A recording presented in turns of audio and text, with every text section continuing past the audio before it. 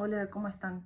Bueno, hoy les quería leer un poema muy corto del poeta Srečko Kosovel, que este año se cumplen los 122 años de su natalicio y se lo está conmemorando en Eslovenia más que nada.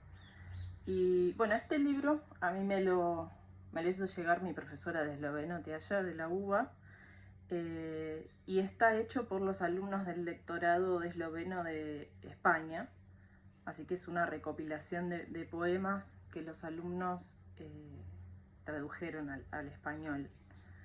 Está bueno porque a pesar de que es un escritor súper antiguo, lo que dice uno se puede sentir bastante, o sea, identificado con la realidad o cosas que ocurren, porque es bastante político igual, pero está bueno.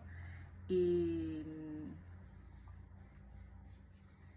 bueno, murió muy joven, murió a los 22 años por meningitis, pero a pesar de la corta edad, trabajó un montón y hoy en día es muy reconocido. En su momento no lo fue, como muchos artistas, su reconocimiento es post-mortem, pero bueno, acá les voy a leer. Demonska sila kapitalizma žene ta stroj proti. Koncu in rešetev je samo ena. Da se razpiči ta stroj in da se ta človek svobodi. A osvobojenja ni.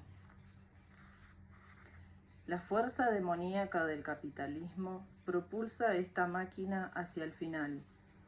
Y la solución es solo una: que estalle esta máquina y que se libere el ser humano.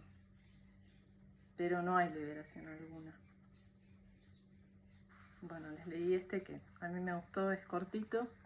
A que le interesa tener el libro, en la página del lectorado, en la parte donde se pueden comprar libros están, y si son alumnos del lectorado, hablen con sus profesoras para poder comprarlo. Y bueno, espero les guste. A mí me gustó.